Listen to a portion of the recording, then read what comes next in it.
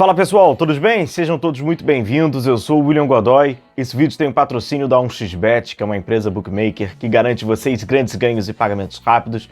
Nosso cupom promocional exclusivo para vocês inscritos no nosso canal, Godoy1x, que te dá 200% de bônus no seu valor depositado. Link está na descrição do vídeo e eu também deixo no nosso comentário fixado. Acesse lá pelo nosso link, na hora que você for baixar e realizar o seu depósito, você vai preencher com o nosso cupom Godoy1x para você resgatar o seu 200% de bônus. A partir dali você vai fazer o seu palpite vencedor. Jogos de hoje, sábado, você tem Palmeiras e Vitória, todos pelo Campeonato Brasileiro. Fortaleza e São Paulo, além de Botafogo e Cruzeiro. Então aproveite tudo aí no 1xBet e claro, com o nosso cupom Godoy1x você preenche lá para resgatar seu bônus de 200%. Bom, galera, vamos falar aqui aquele sinal de alerta que é sempre muito importante, né? Pois agora, a partir aí do domingo, né, amanhã, a gente vai estar lá direto do Maracanã, vamos estar cobrindo aí o Flamengo mais um jogo do Campeonato Brasileiro, o retorno, não é isso? Do Campeonato Brasileiro. O Flamengo vai cumprir agora, começar o retorno, tá devendo ainda um jogo do turno, mas tá ali. Vai começar, oficialmente começa o retorno do Brasileirão.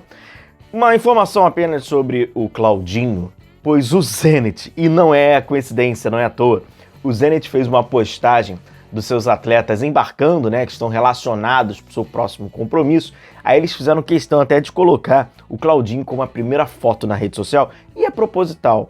Como a gente havia falado, pegou um pouco que mal, um pouco é modo de dizer, né? Mal ali a declaração até recente do presidente Rodolfo Landim, que, cara, nesse mundo globalizado, nesse mundo muito mais próximo pela internet, onde todo mundo tem acesso a tudo, de que o presidente Rodolfo Landim deu uma declaração, assim, meio que criticando e tal, pegou muito mal lá a forma com que isso foi falado pelo presidente do Flamengo aqui, e aí os caras fizeram, então vambora, já tá aqui relacionado, já postaram até na capa, enfim, né? É aquilo.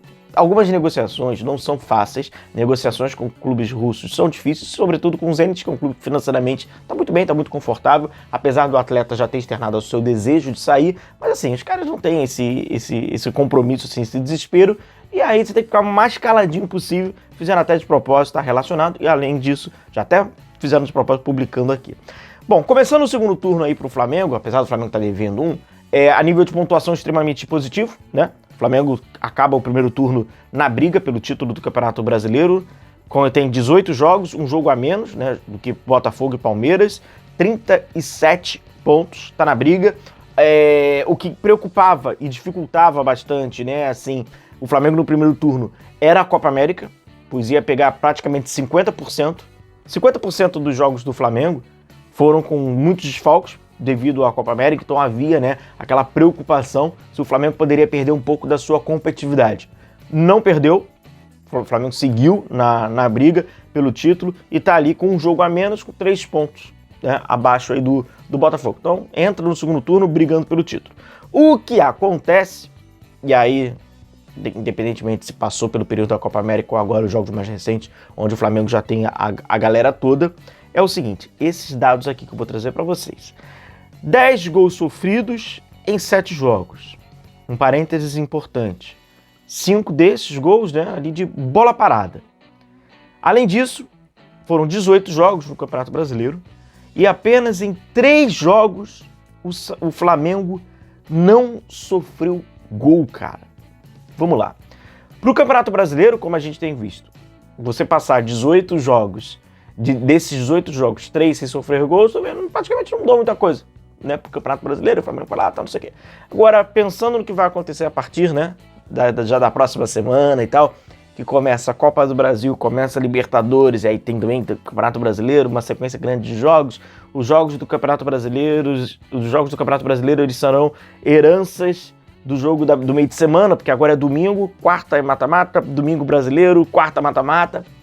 Sofrer muitos gols, ou sofrer gols frequentemente, é preocupante, principalmente para competições de mata-mata, onde a sua margem de erro ela tem que ser sempre menor. Observem o histórico em competições de mata-mata, o quanto é importante você ter uma defesa muito segura e que defesas seguras garantem campeonatos, defesas seguras garantem títulos, defesas seguras garantem competitividade.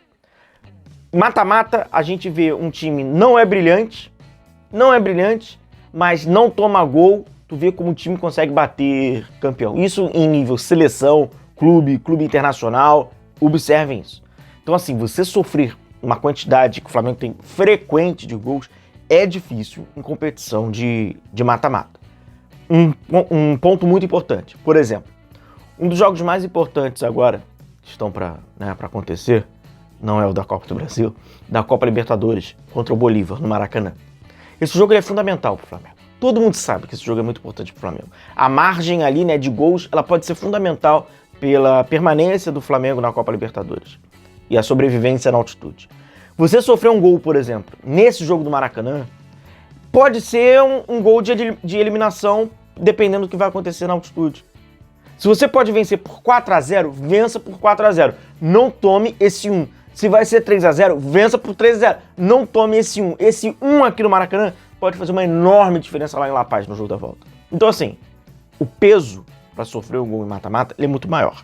E aqui eu trouxe para você o seguinte. Você lembra qual foi o último jogo do Flamengo no Campeonato Brasileiro que o Flamengo não sofreu gol? Faz tempo, cara. Foi na vitória do Flamengo sobre o Fluminense. Aquele jogo que o Flamengo, né, massacrou, fez um grandíssimo jogo. 1-0. Foi o último jogo.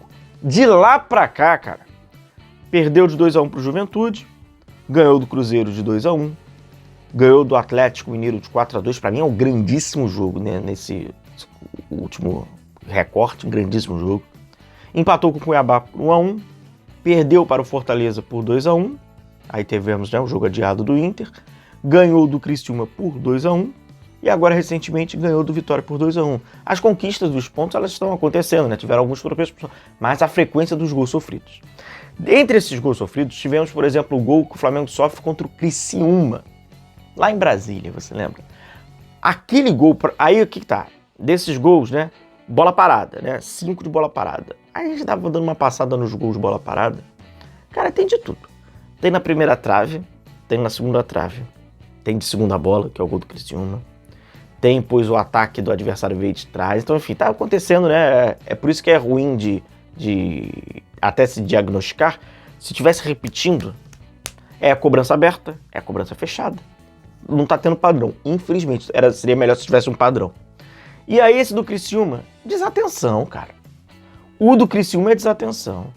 O do Criciúma não é uma falta próxima à área. O cobrador dá meio que aquela fatiada para tirar o peso da bola lá na segunda trave.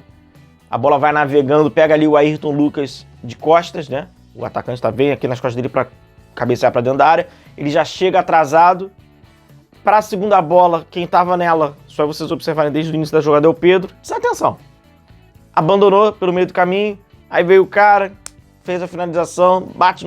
O Rossi faz uma bela defesa, rebote. Gol do Criciúma. Então, isso é uma bobeira. Entra no critério de bola parada? Entra. Entra no critério de bola parada. Mas se você parar pra analisar, porra, irmão, esse gol poderia ter saído de bola rolando. Porque aconteceu tanta coisa, tanta desatenção. E a desatenção, principalmente na bola parada, onde, né, naturalmente está mais próximo do seu gol, ela é muito importante. Então, tem que diminuir. 18 jogos do Campeonato Brasileiro. Apenas 3 jogos. Você não sofrer gol é preocupante, pois numa Copa do Brasil, numa Copa Libertadores, dificilmente com uma margem como essa, você vai conseguir passar numa perna de jogos sem sofrer gol. E aí você vai ter que buscar. Então, reequilibrar. Eu acho que a palavra é essa.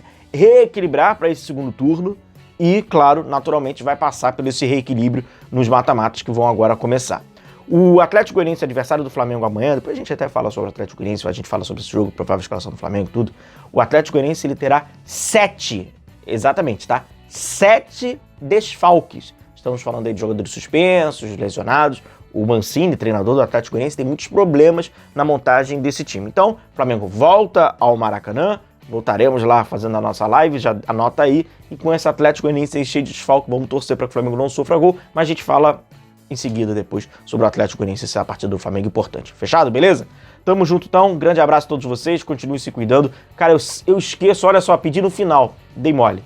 Deixa o seu like, cara, deixa a sua curtida, que é importante aqui pro nosso canal. Se inscreva no canal para acompanhar as notícias, informações, análise, opinião, nossas lives. Amanhã a gente tá lá direto no Maraca, tá bom? Tamo junto, grande abraço a vocês, se cuidem, bom final de semana pra geral aí. Valeu!